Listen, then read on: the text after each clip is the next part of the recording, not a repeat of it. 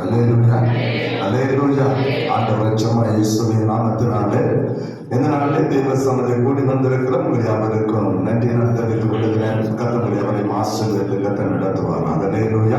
புதிய ஆண்டை ஒரு ஆசீர்வாதமான ஒரு மகிமையை நாடாக கர்த்தர் மாற்றி தரும்படியாக ஆண்டுடைய சமயத்தில் நாம் ஜெபத்தோடு நாம் இருப்போம். கர்த்தர் நம்மை கொண்டு பெரிய காரியங்களை செய்து கர்த்தரை நடத்துவாராக.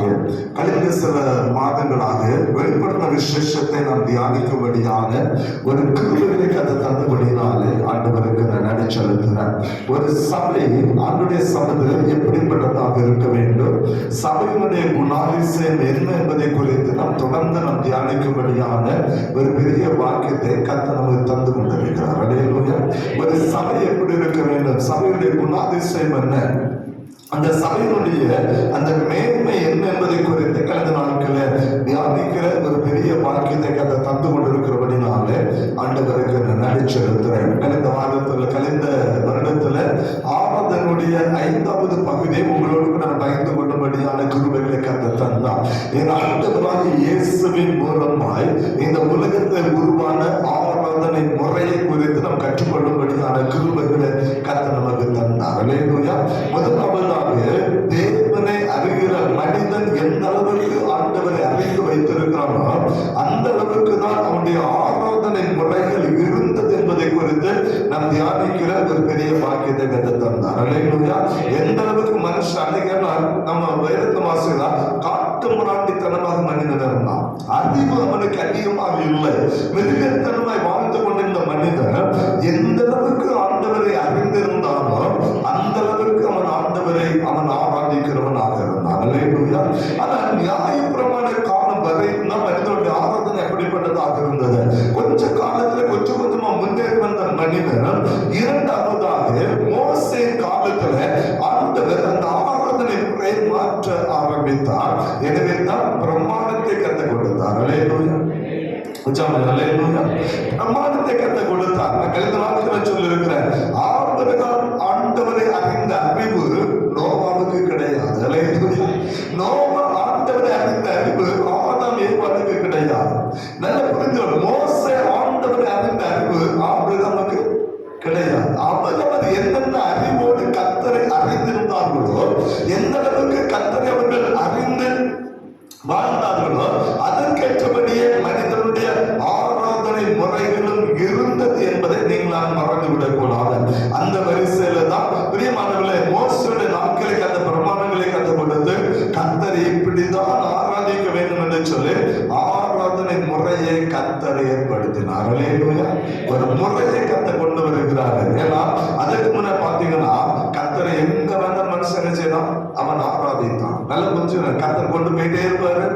ஒரு சின்ன ஒரு அற்புதம் செய்தா உடனே அந்த இடத்துல செய்வான், பலி செலுத்தி கர்த்தரை ஆராதித்தான். சில பாடுகள் வரும்போது கர்த்தர் உதவி செய்வது அந்த இடத்துல பலி செலுத்தி கர்த்தரை ஆராதித்தான். கர்த்தர் வாக்குத்தத்தங்களை கொடுக்கும் போது அந்த வாக்குத்தத்தை கொடுக்கப்பட்ட இடத்துல பிரியமானவர்களே மனிதன் கர்த்தருக்கு பலி செலுத்தி அவன் கர்த்தரை ஆராதிக்கிறவனாக அவன் மாறினான். ஆனா மோசேயுடைய பிரமாணம் அப்படி இல்லை. கர்த்தர் ஒரு ஆசரிப்பு கூடாரத்தை உருவாக்கி இங்கதான் கர்த்தர் ஆராதிக்க வேண்டும் என்கிற ஒரு முறையை கர்த்தர் கொண்டு வந்தார். அதன்படியே இன்றைக்கு நாம் கர்த்தரை நாம் ஆராதித்துக் கொண்டிருக்கிறோம், மறந்து விடக்கூடாது. அது நியாயப்பிரமாண காலத்தினுடைய ஒரு ஆராதனை முறை. நியாயப்பிரமாண காலத்துல ஆண்டவரை மனிதன் அந்த பிரமாணத்தின்படி அவன் கற்றறிந்தவனாக இருந்தான். அதன்படியே அவன் தேவனை அவன் ஆராதிக்கிறவனாக அவன் மாறினான் என்பதை நீங்கள் மறந்து விடக்கூடாது. அது ஆண்டவராய் இயேசுவின் காலம் அப்படி இல்லை. அந்த நாட்களே ஆராதனை முறைகள் மாற்றப்படுகிறது.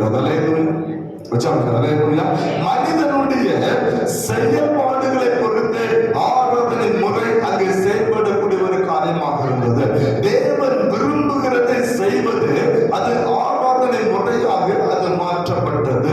பழைய படம் பார்ப்பேன்னு சொன்னா நான் 2 காரியத்தை சொன்னேன். பிரியமானவர்களே, ஒன்று விபச்சாரம் செய்யாது இருப்பதாக என்பது பிரமாணம். நல்ல புரிஞ்சுக்கிறது. விபச்சாரம் செய்யாது இருப்பதாக என்பது பிரமாணம். ஆனா புதிய ஏற்பாடு என்ன சொல்லுமா, இச்சையோடு பார்த்தாலே பாவம் என்று புதிய ஏற்பாடு கற்றுக். பழைய ஏற்பாடு பார்வையில குற்றம் என்ன செய்யல, விபச்சாரம் செய்யாமல் இருப்பதாக என்பது பிரமாணம். விபச்சாரம் செய்யாது இருப்பதாக என்பது பிரமாணம். ஆனா புதிய ஏற்பாடு என்ன சொல்லுமா, இச்சையோடு பார்த்தாலே பாவம் என்று புதிய ஏற்பாடு கற்றுக் கொடுக்கிறது. புதிய ஏற்பாடு என்ன சொல்லுமா, இச்சையோடு பார்த்தாலே பாவம் என்று புதிய ஏற்பாடு கற்றுக் கொடுக்கிறது. கற்றுக்கொள்ள. அதான் பிரமாணம். மோசடி காலத்துடைய ஆராதனை பார்வையில குற்றம் கற்றுக் கொடுக்கல. நீங்க ஏற்கனவே 20ஆவது அதிகாரம் 14வது வசனத்தை வாசிக்கும் போது நீங்க அறிந்து கொள்ள முடியும். பார்வையில குற்றம் என்பது பழைய ஏற்பாட்டு நியமனம் அல்ல, அதை செய்யக்கூடாது என்பதுதான் பழைய ஏற்பாடு கற்றுக் கொடுத்த பிரமாணம். அல்லேலூயா. அந்த புதிய ஏற்பாடு படியில மத்திய 5:28 சொல்றாரு, பார்வையில அது பாவம் இருக்கிறது என்பதை கற்றுக் கொடுக்கிறார். பார்வை எப்படி இருக்கணும்? பரிசுத்தமாக இருக்கணும். அதுதான் என் ஆண்டவராய் இயேசுவின் காலத்தில் வந்த ஆராதனை முறை. அல்லேலூயா. பழைய ஏற்பாட்டிலே 20:13 2வது சொல்ல கொலை செய்யக்கூடாது, அவ்வளவுதான். சகோதரன் பகிர்ச்சிக்கலாம், சகோதரன் என்ன வேணா திட்டிக்கலாம், எப்படி வேணா பண்ணிக்கலாம், அதை கொலை மட்டும் தான் பண்ணக்கூடாது. ஆனா புதிய படப்பில்லை மற்ற 5:22 சொன்னாரு, சகோதரன் மூடனன்னு சொன்னாலே பாவம் என்பதை கற்றுக் கொடுக்கிறார். நல்ல கொஞ்சம் மற்ற 5:22 கற்றுக் கொடுக்கிறார். 1 யோவான் 3வது அதிகாரம் 15வது வசனம் சொல்லுகிறது, பிரியமானவர்களே, அன்பு இல்லாத மனுஷன் சகோதரன் அன்புக்குள்ள சொன்னா அவன் மனுஷ கொலைபாதகன் என்று கற்றுக் கொடுக்கிறார். அதுதான் ஆராதனை முறையுடைய வித்தியாசம். எனவே தான் இந்த காலம் ஆண்டவராய் இயேசு கற்றுக் கொடுத்த அந்த ஆராதனை முறையின் காலத்திலே நீங்கள் நான் வந்திருக்கிறோம். ஆண்டவராய் இயேசு கற்றுக் கொடுத்த ஆராதனை, இந்த ஆராதனை முறையே பிரியமான வருகை மட்டும் ஒருவரால மாற்ற முடியாது. ஆண்டவராய் இயேசு கற்றுக் கொடுத்த இந்த ஆராதனை முறை அவருடைய வருகை மட்டும் ஒருவரால மாற்ற முடியாது.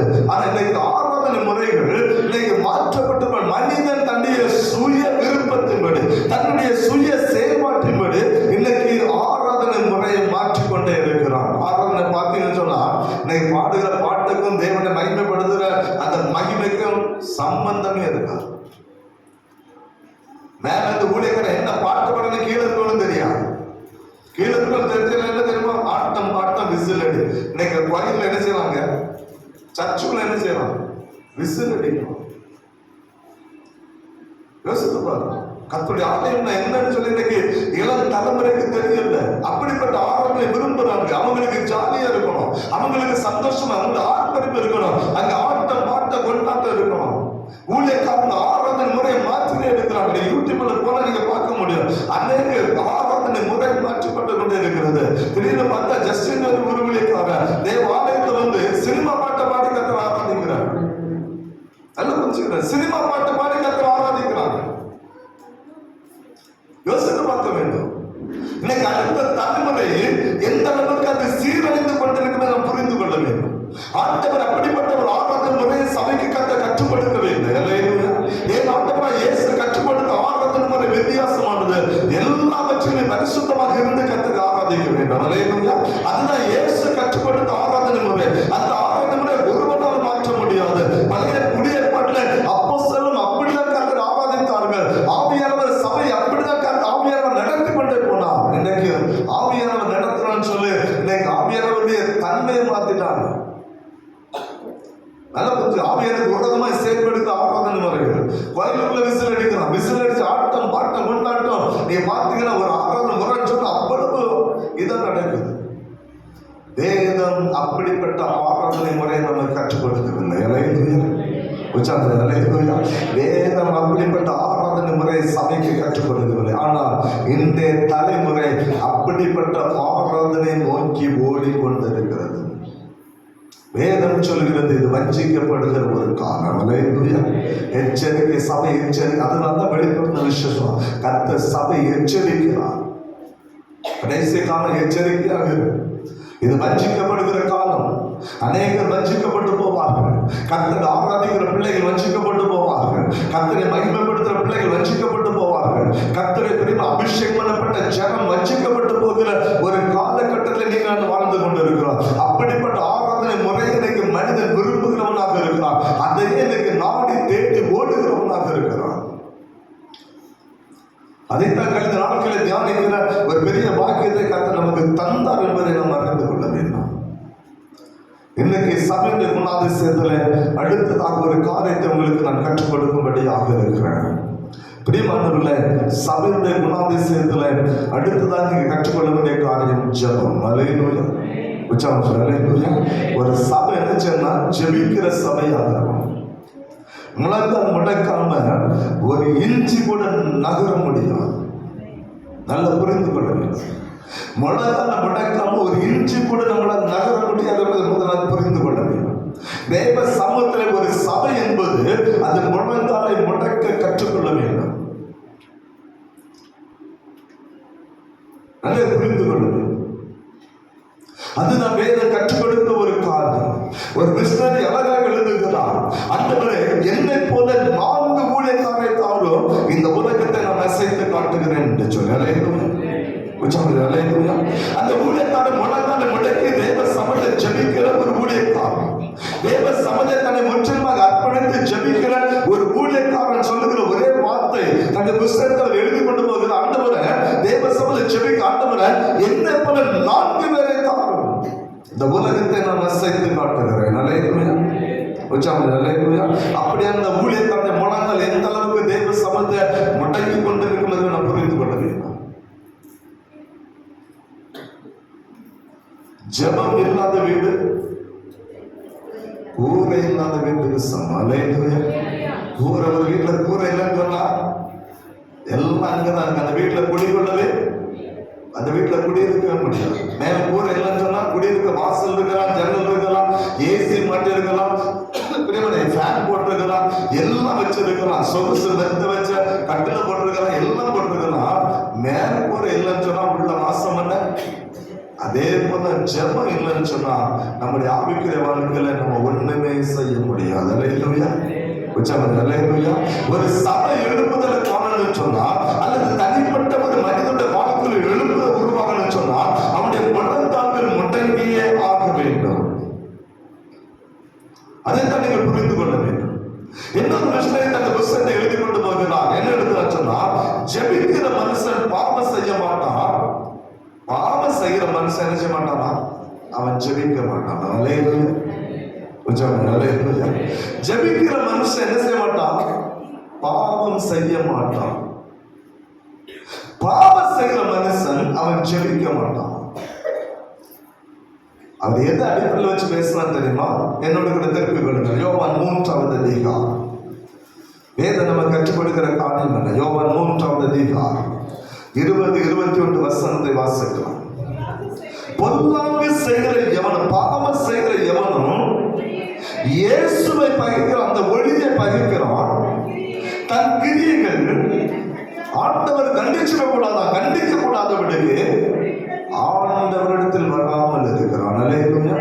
அந்த ஒளி இடத்தில் வர, அதான் சொன்னான், ஜெபிக்கிற பாவம் செய்கிற மனுஷன் என்ன மாட்டான், ஜெபிக்க மாட்டான். ஏன்னா ஜெபம் பண்ணா அவன் செய்கிற பாவத்தை ஆவியானவர் கண்டித்து உணர்த்துவார். அவன் செய்கிற பாவத்தை ஆவியானவர் கண்டித்து உணர்த்துவார். நீ செய்கிற பாவம், நீ செய்கிற அக்கிரமம் என்பது ஆவியானவர் வெளிப்படுத்துவார். யோவான் சுவிசேஷம் 16வது அதிகாரத்தை திருப்பிக் கொள்ளும் போது ஆவியானவர் வேலையே அதுதான் என்பதை நீங்கள் புரிந்து கொள்ள வேண்டும். ஆவியானவர் என்ன செய்கிறார்? யோவான் 16வது அதிகாரம் 8வது வசனத்தை வாசிக்கலாம். அவர் பாவத்தை குறித்தும், அவர் வந்து பாவத்தை குறித்தும், நீதியை குறித்தும், நியாய தீர்ப்பை குறித்தும் உலகத்தை அவர் கண்டித்து உணர்த்துவார். ஆவியானவர் வேலையே மனுஷன் செய்கிற பாவத்தை குறித்தும், அவருடைய நீதியை குறித்தும், அவருடைய நியாய தீர்ப்பை குறித்தும் அவர் கண்டித்து உணர்த்துவதா பரிசுத்தவானுடைய வேலை. அதனாலதான் என்ன செய்யப்பட்ட பாவம் செய்கிற மனிதனுடைய முழங்கால் ஒரு நாள் முடங்குவதில்லை. ஏன்னா தன்னுடைய பாவம் கண்டிக்கப்பட்டு விடக்கூடாது. அதான் யோவான் எழுதுனான். பாவம் செய்கிற மனிதன் ஒளியிடத்தில் வராமல் இருக்கிற, ஏன்னு சொன்னா தன்னுடைய பாவம் கண்டிக்கப்படக்கூடாதுன்னு சொல்லி ஒளியிடத்தில் வராமல் இருக்கிறான். உலகத்தில் வந்து எந்த மனுஷனை பிரகாசிக்கப்பட ஒளி அந்த மெய்யான ஒளி. இயேசுவிடத்தில் அவன் வராமல் இருக்க காரணம் என்ன? இன்னைக்கு உலக ஆண்டுடைய சபையில வராமல் இருக்க காரணம் என்ன? இன்னைக்கு ஏன் மனிதன் முழங்கால் முடக்கல? ஏன் இன்னைக்கு ஜெபிக்க இன்னைக்கு மனிதன் விருப்பம் இல்லாமல் இருக்கான்னு சொன்னா அவன் செய்கிற பாவம், அவன் செய்கிற அக்கிரமம் அவனை ஜெபிக்க கூடாதவனுக்கு அது தடுத்து கொண்டே இருக்கிறது. ஏன்னா முடக்கல முடக்கினா அந்த பாவத்தோட வெளியே வந்துடும். அதனால சத்துரு என்ன பண்ண ஜெபிக்க விட மாட்டான். அதான் வேணும் சொல்லுவான். மிஷனரி எழுதுகிறான், பாவம் செய்கிற மனுஷன் என்ன செய்ய மாட்டான், ஜெபிக்க மாட்டான். ஜெபிக்கிற மனுஷன் பாவம் செய்ய மாட்டான். 21வது வசனம் சொல்லுது, யோவான் 3:21, சத்தியத்தின்படி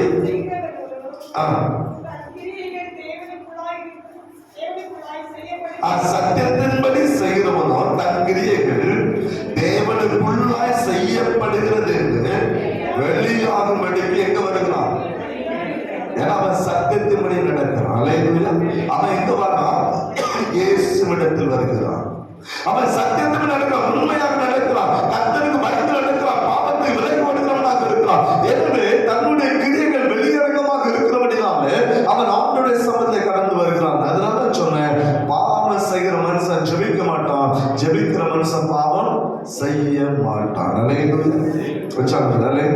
அப்ப ஒரு சபை ஆண்டவருக்கு முன்பாக நிலைநிற்க வேண்டும் என்று சொன்னால், ஒரு சபை ஆண்டவராலே ஆசீர்வதிக்கப்பட்டிருக்க வேண்டும் என்று சொன்னால், ஒரு சபை மனவாட்டி சபையாக மாற வேண்டும் என்று சொன்னால், அந்த சபை ஜெபிக்கிற சபையாக இருக்கணும். அந்த சபை முழங்காலை முடக்கிற சபையாக இருக்க வேண்டும். ஆண்டவருடைய சபையை காத்திருக்கிற சபையாக அது மாற வேண்டும் என்பதை மறந்துவிடக் கூடாது. அதுதான் வேதம் நமக்கு கற்றுக் கொடுக்கிற ஒரு காரியம். என் ஆண்டவராய் இயேசு தேவ குமாரனாக இருந்தார். பிரியமானவர்களே, அந்தி சந்தி மதியம் இரவு வேளையில அவர் பிதாவுடைய சமூகத்தை அவர் முழங்காலை முடக்கிறவராக இருந்தார். அல்லேலூயா. கெத்செமனே தோட்டத்திலே பாடுகளுக்குள்ள சிலுவைக்கினாலே கடந்து போகும்போதாக கெத்செமனே தோட்டத்தை அவர் முழங்காலை முடக்கி அவர் ஜெபிக்க ஆரம்பித்தார். அல்லேலூயா.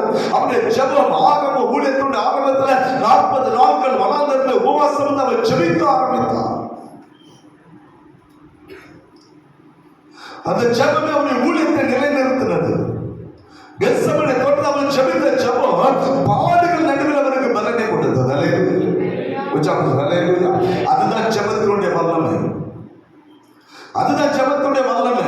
எத்தனை பாடுகள், நெருக்கங்கள், அவமானங்கள், நிந்தனைகள், எத்தனை பிரியமானவர்களே தேவையில்லாத வார்த்தைகள் நமக்கு உறவு எழுப்பினாலும் சரி, எந்த காரியம் நடந்தாலும் சரி, தேவ சமூகம் முழங்காலை முடக்கி பாருங்கள். கர்த்தர் எல்லாவற்றை தகர்த்தெறிந்து உங்களுக்கு ஜெயித்து தந்து வழிநடத்தார் வல்லமுள்ள தேவனாக இருக்கிறார். அல்லேலூயா.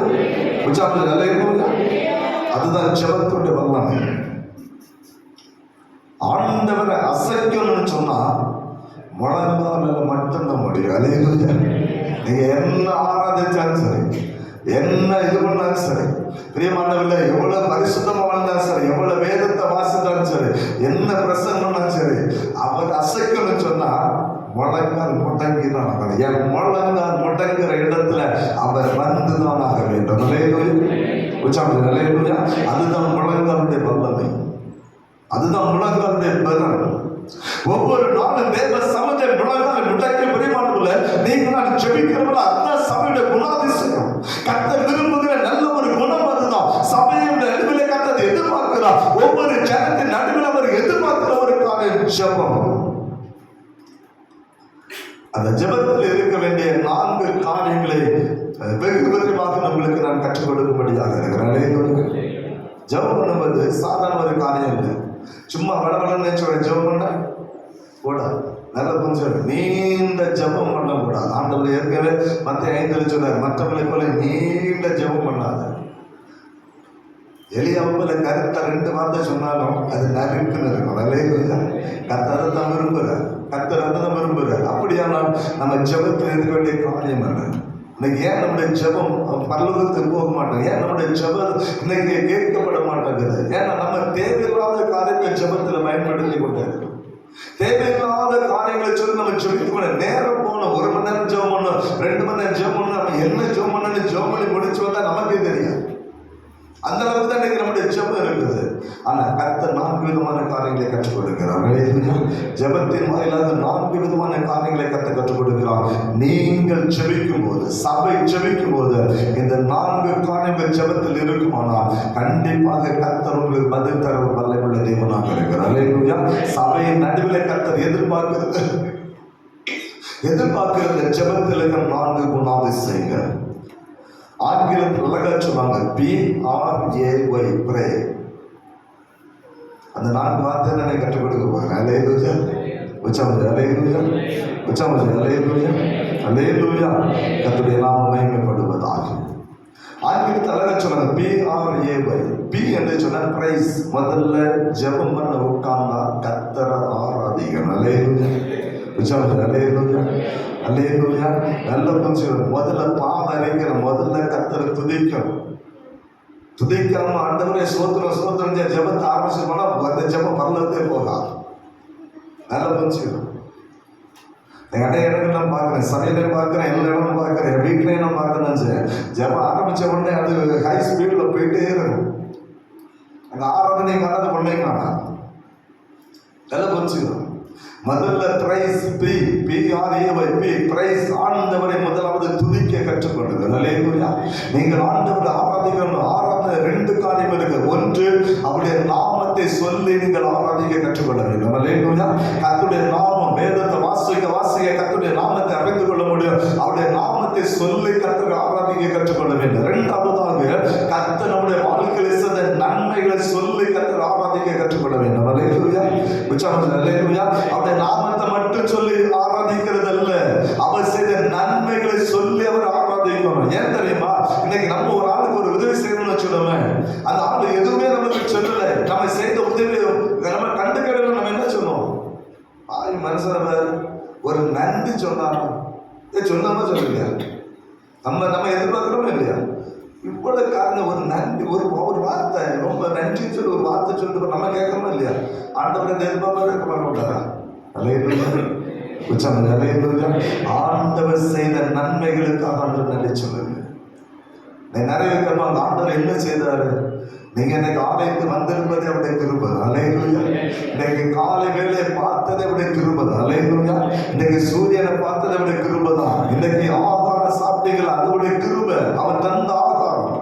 நீங்க பலனோடு இந்த படியை வந்தீங்களா? அது கர்த்தர் தந்த பலன், அது கிருபை, அது கர்த்தர் செய்த நன்மை. நல்லா புரிந்து கொள்ள வேண்டும். கர்த்தர் இந்த பலவீனத்தின் மக்களின் பலனை தந்து கொண்டதன் அர்த்தம் நான் செய்த நன்மை. பலவீனம் வராதபடி கர்த்தர் பாதுகாத்துக் கொண்டு அதனுடைய நன்மை. கர்த்தர் உங்களுடைய வாழ்க்கையில செய்த நன்மைகளை சொல்ல கர்த்தர் ஆராதிக்க கற்றுக்கொள்ளுங்கள். அல்லேலூயா. பிரியமான, அதுதான் மேன்மை, அதுதான் கர்த்தர் செய்கிற மகிமையான காரியம். 2வது, கர்த்தருடைய நாமத்தை துதித்து மகிமைப்படுத்த கற்றுக்கொள்ளுங்கள். வேதம் என்ன சொல்கிறது? சங்கீதம் 34:1 சங்கீதக்காரனை தாவீது சொல்லுகிறான், கர்த்தரை நான் எக்காலத்திலும் ஸ்தோத்தரிப்பேன், அவரை துதிக்கிற துதி எப்போதுமே நாவிலே இருக்கும். அல்லேலூயா. தாவீதை போல கர்த்தரை ஆராதிக்கிற மனுஷனை வேதத்துல எங்கேயுமே பார்க்க முடியாது. உலகத்துல இதுவரை எந்த மனுஷன் என்ன செய்யல? தாவீதை போல எழும்பல. ஏன் சொல்லுங்க பாப்போம்? ஏன் தெரியுமா? அது இல்ல, எப்பவுமே கர்த்தர் ஆராதிக்க தாவீது ஒருத்தன் இல்லை. காரணம் தெரியுமா? அவருடைய வாழ்க்கையை பாருங்க. ஆடு மேய்ச்சாலும் ஆண்டவருக்கு சொல்றோம். நம்ம நினைக்கிறோம், ஆண்டவரை எங்க அந்த மக்கள் நல்லா இருக்க, எனக்கு ஏன் இந்த நிலைமை கேட்பாங்க அப்படின்னா, ஆடு மேய்ச்சாலும் சொல்றோம்.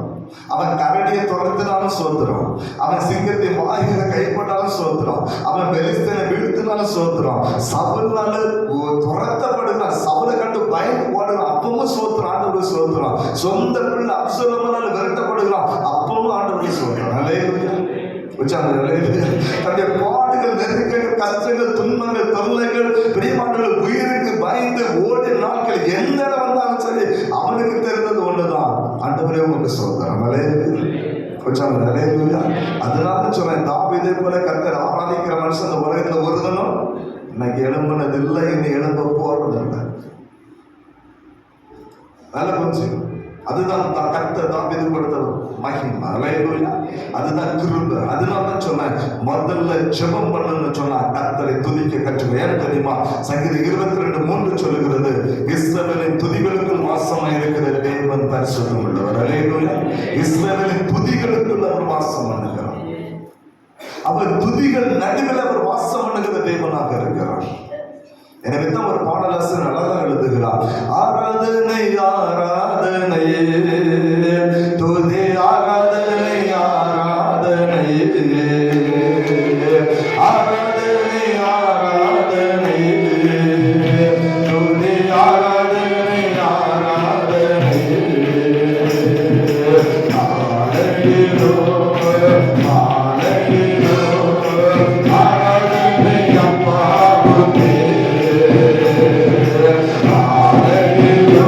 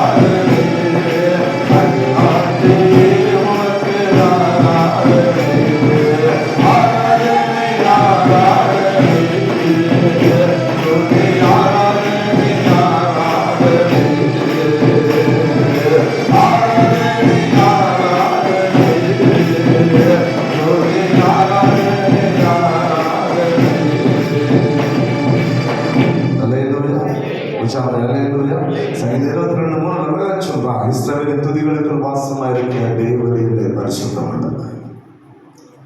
அதே 22வது சங்கீதம் 26வது வசனம் சொல்ல, கர்த்தரை தேடுகிறவர்கள் அவரை துதிப்பார்கள். கர்த்தரை தேடுகிற ஜனம் என்ன செய்யும்? அவரை துதிக்கணும். நல்ல புரிஞ்சுக்கணும். கர்த்தரை தேடுகிற ஜனம் அவரை துதிக்கும். அப்ப முதலாவது ஆண்டவரை துதிக்க கற்றுக்கொள்ள வேண்டும். இரண்டாவது ஆர் என்று சொன்ன ரிப்பன்ட், மனம் திரும்புதல். இரண்டாவது தான் மனம் திரும்புதல் என்கிற நிலைமைக்குள்ள வர வேண்டும். பாவ அறிக்கை ஆண்டவருக்கு முன்னாடி செய்கிற பிள்ளைகளாக இருக்க வேண்டும். இன்னைக்கு நம்ம ஜெபத்தெல்லாம் பார்த்தோம்னு சொன்னா எல்லாம் பண்ணுவோம். ஜெபத்தெல்லாம் முடிச்சு கடைசி வரும்போதுதான், ஆண்டவரே நாங்கள் அறிந்தும் அறியாமலும் தெரிந்தும் தெரியாமல் செய்த பாவங்களே. அப்ப இதுக்கு முன்ன பண்ண ஜெபம்லாம் அதோட சோதனை முடிஞ்சிடும்.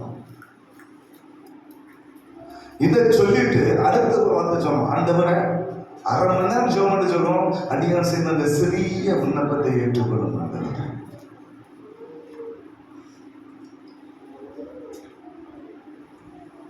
அந்த கடைசி ஒரு வார்த்தை சொல்லணும், அந்த சிறிய விண்ணப்பத்தை, அது மட்டும் தான் ஆண்டவர் காது கேட்கும், மீதி உள்ளது கேட்காது. ஏன்னா பாபருக்கு என்ன செய்யல, பாபருக்கு என்ன செய்யல, பண்ணல. அதான் முதல்ல கர்த்தரை துதிக்கணும், இரண்டாவது பாவ அறிக்கணும். ஏன் தெரியுமா?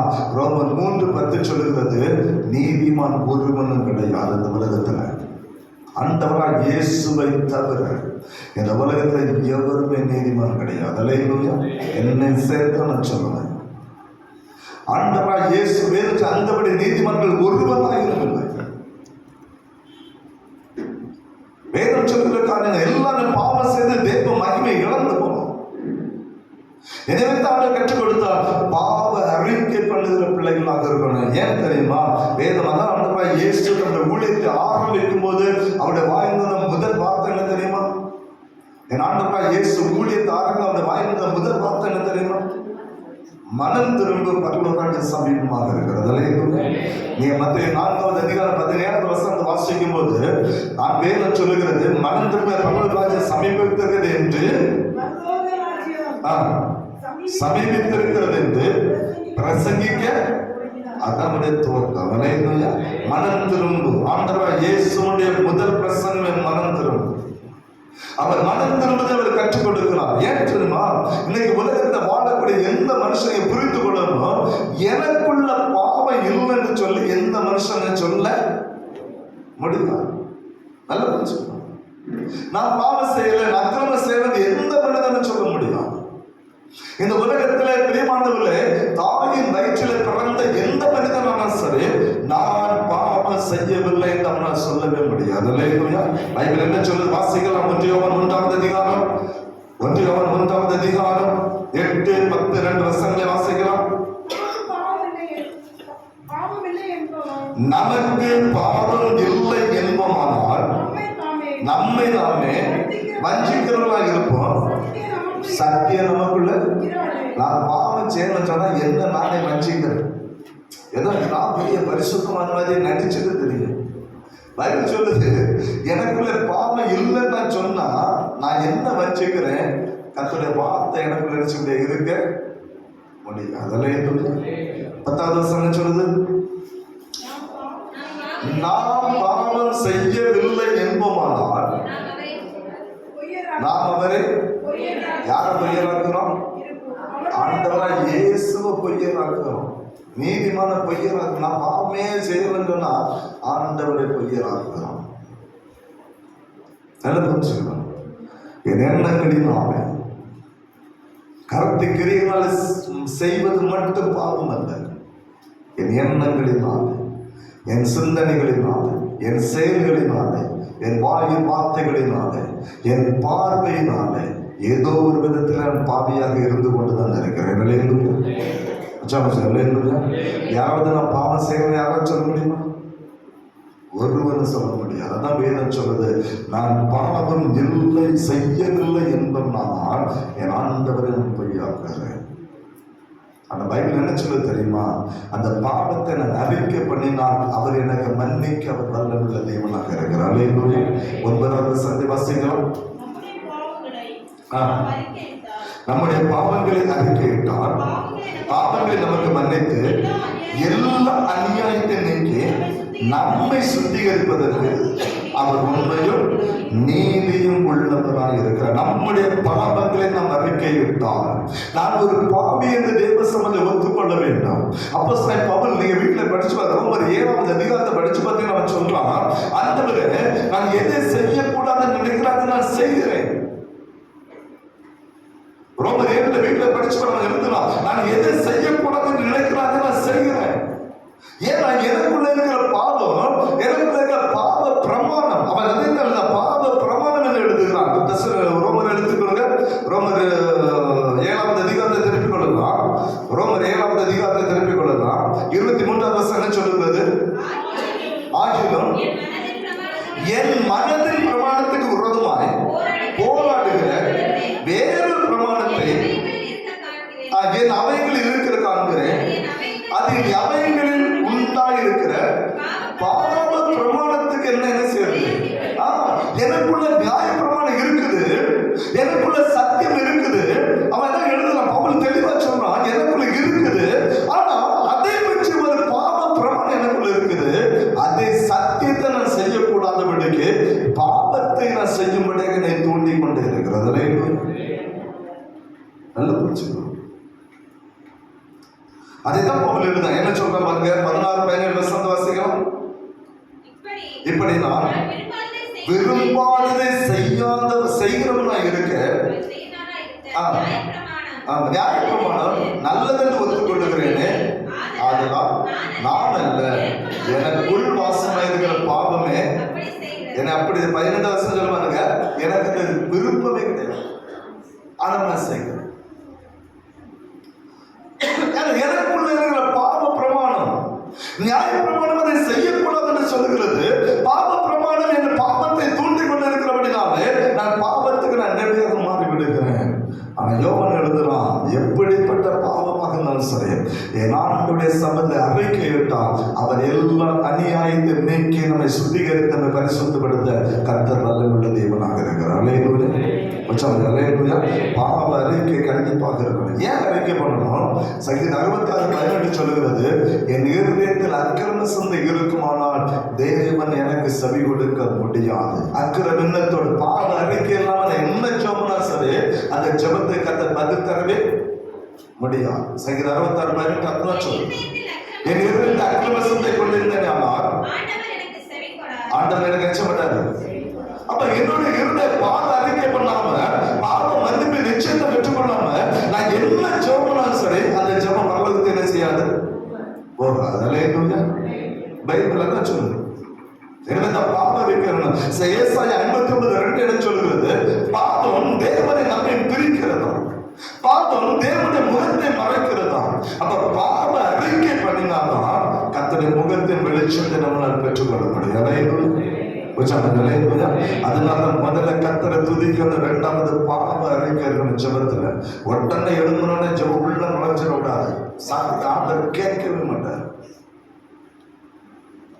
ஜெபத்துல வழிமுறைகளை கர்த்தர் எழுதி வைத்து இருக்கிறார். முதல்ல கர்த்தரை துதிக்க கற்றுக்கொள்ளுங்க, 2வது பாவ அறிக்கை. 3வது ஆஸ்க், PRA ஆஸ்க், கேளுங்க. அதற்கு பிற்பாடு ஆண்டவரை கேளுங்க. 3வது ஆண்டவரை கேளுங்க. மற்ற 7 கதை சொன்னா கேளுங்கள் அப்பொழுது உங்களுக்கு கொடுக்கப்படும். அந்த கற்றுக்கொண்ட கேளுங்க உங்களுக்கு. அதுக்கு பிற்பாடு ஆண்டவரை கேளுங்க. உங்க விண்ணப்பத்தை தேவ சமூகத்தில் வைங்க. உங்களுக்கு என்ன தேவை அந்த தேவ சமூகத்தை கேளுங்க, கர்த்தர் தருவார். யோவான் 14:14 கதை சொன்னார், என் நாமத்தில் நீங்கள் எதை கேட்டாலும் அதை நான் செய்வேன். ஆண்டவருடைய நாமத்தில் அதற்கு பிற்பாடு ஆண்டவரை கேளுங்க. உங்க தேவைகள், உங்களுடைய காரியங்கள், உங்களுடைய விண்ணப்பங்கள் எதுவாக சரி தேவ சமது வைங்க, அப்பொழுது பதில் வரும். மத்த 7 வீட்டுல கத்த சொன்னார், கேட்கிற எவனும் பெற்றுக் கொள்ளுகிறான். அப்ப முதல்ல என்ன தேவை? கர்த்தரை துதிக்கணும். 2வது பாவ அறிக்கை பண்ண. 3வது ஆண்டவரை கேளுங்க. 4வது உங்களை முற்றிலுமாக அந்த ஒப்புகளை எழுந்து ஒப்புக்கொடுங்க. கர்த்தருடைய சபதங்களை அர்ப்பணித்து ஒப்புக்கொடுங்க. அவள் சொன்னா கலத்தியர் 2:20 சொன்னா, ஆண்டவரே இனி நான் அல்ல, எல்லாமே நீங்க. அல்லேலூயா. ஆகிலும் நான் சிலுவையில் அறையப்பட்டேன். வாசிக்கலாம். கிறிஸ்துவனை கூட சிலுவையில் அறையப்பட்டேன், ஆகிலும் பிழைத்திருக்கிறேன். இனி நான் அல்ல. அதுதான் அர்ப்பணிப்பு. அல்லேலூயா. எதை பண்ணோம்? ஆண்டவரே என்னை முற்றிலும் ஒப்புக்கொடுக்கிறேன். தரை மட்டும் தாழ்த்து பணிந்து குளிர்ந்து மடங்கால் விட்டு ஓடுவதில்லை. அவருடைய அறிக்கை இனி நான் இல்லை, என்னை நீர் தாங்கிற நிலைமைக்குள்ள வரணும். அல்லேலூயா. இனி நீர் தான். அதுதான் அர்ப்பணிப்பு. இதை மிஞ்சின அர்ப்பணிப்பு பைபிள் எங்க நினைச்சு பார்க்க முடியும். இதுதான் அர்ப்பணிப்பு. ஆண்டவரே எல்லாம் சிலுவைக்கு ஒப்பு கொடுத்தேன், ஒண்ணுமே இல்லை, நான் எதுவுமே இல்லை, எல்லாம் சிலுவைக்கு ஒப்பு கொடுத்துறேன். இனி நான் அல்ல, கிறிஸ்துவை எனக்குள்ள பிழைத்திருக்கிறார். அல்லேலூயா. இதுதான் உண்மையான ஒரு அர்ப்பணிப்பு. இந்த அர்ப்பணிப்பை தான் பிதா ஆண்டவராய் இயேசு உங்களுக்காக எனக்காக செய்தார். வாசிக்கலாம். எபேசியர் 5வது அதிகாரம் 2வது வசனத்தை வாசிக்கலாம். எபேசியர் 5:2 என்ன சொல்கிறது? கிறிஸ்து நமக்காக தம்மை தேவனுக்கு சுகந்த வாசனை நினைச்சதானா, காணிக்க நினைச்சதானா, அப்படியே பலியாய் ஒப்பு கொடுத்தார். அல்லேலூயா. நமக்காக. பைபிள் அப்படித்தானே சொல்லுது. கிறிஸ்து நமக்காக தன்னையே அர்ப்பணித்தார். தன்னையே பிதாவுக்கு முன்பாக காணிக்க ஒப்பு கொடுத்தார். எடுத்துக்கார். என் ஜனத்தை மீட்டோம். அல்லேலூயா. என் ஜனம் மீட்கவர் என்ன எடுத்துக்கா, நான் வார பலியாக நான் வார என்ன எடுத்துக்கா. இதுதான் அர்ப்பணிப்பு. இதுதான் அர்ப்பணிப்பு. சபைக்காக திறப்பில் நிற்கிற ஒரு அபிஷேகம் நமக்கு இருக்க வேண்டும். அல்லேலூயா. நம்ம முற்றிலுமாக தேவ சபையை அர்ப்பணிக்கிறவர்கள் அந்த குணம் நமக்கு இருக்க வேண்டும். பாருங்க, சிலுவைக்கு ஒப்பு கொடுப்பவர்கள் சொன்னாரு. மற்ற 26:33 சொன்னாரு, ஆகிய உம்முடைய சித்தத்தின்படியே ஆக கடவுள். அல்லேலூயா. தேவ சித்தத்தை அர்ப்பணித்த அந்த 4 காரியம் ஒரு ஜெபத்தில் அடங்கி இருக்கின்றோம். அதுதான் சபையிலே கர்த்தர் விரும்புகிற காரியம். அல்லேலூயா.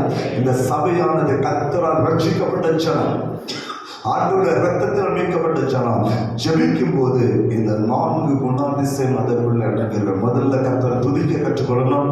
2வது மனம் திரும்பணும். 3வது ஆண்டவரை கேளுங்க. 4வது உங்களை முற்றிலுமாக அர்ப்பணித்து ஒப்பு கொடுத்து பாருங்க. கர்த்தர் உங்கள் ஜெபத்துக்கு பதில் தருவார். அல்லேலூயா. அல்லேலூயா. கர்த்தர் சபையை கட்டி எழுப்புவார். அல்லேலூயா. சபை எழுப்புதலை காணும். அல்லேலூயா. உங்களை தனிப்பட்ட வாழ்க்கையில் ஒரு எழுப்புதல் நீங்க காண்பீர்கள். அல்லேலூயா. அதுதான் கர்த்தர் நம்முடைய வாழ்க்கையில் செய்த 4 காரியங்களை மறந்து போகாதீர்கள். உங்களுடைய வாழ்நாள் தான், உங்களுடைய மரண நாள் மட்டும் நீங்க ஜெபிக்கும் போது இந்த 4 காரியம் உங்களை விட்டு மறந்து போகக்கூடாது. இந்த 4 காரியங்கள் ஜெபத்தில் இருக்கும் போது கர்த்தர் நிச்சயமாக நம்மை ஆசீர்வதித்து நடத்த வல்லமையுள்ள தேவனாக இருக்கிறார். அல்லேலூயா. சபையில கர்த்தர் விரும்புகிற காரியம் தான். அந்த விரும்புகிற காரியத்தை நம்முடைய வாழ்க்கை நாம் செயல்படுத்தும் போது கர்த்தர் நம்மை ஆசீர்வதித்து நம்மை நடத்த அவர் வல்லமையுள்ள தேவனாக இருக்கிறார். அல்லேலூயா. அப்படிப்பட்ட கிருபை இந்த வருஷத்தின் முதல் நாளில கர்த்தருடைய ஜெபத்தோடு ஆரம்பிக்கிற அந்த கிருபை கர்த்தர் தரும்படியாக அவருடைய சபையை அர்ப்பணித்து சொல்லலாம். வருகிற நாட்களை கர்த்தர் ஆசீர்வாதம் நாளை மாற்றி தருவாராக. ஆமென்.